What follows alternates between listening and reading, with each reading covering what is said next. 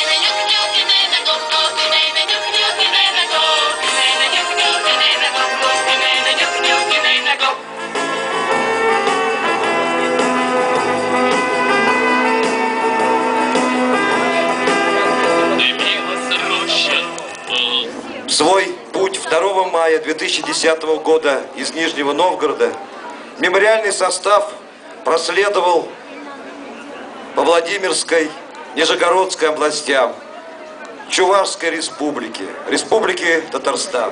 И вот сегодня поезд Победы встречает город Ижевск, столица Удмуртской республики.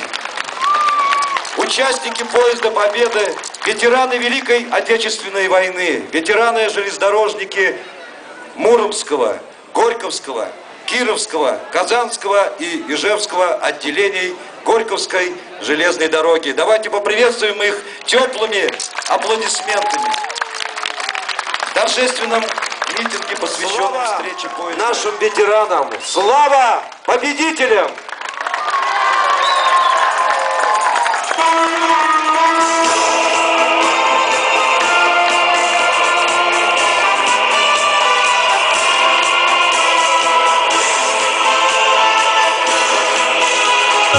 День победы порохом пропах.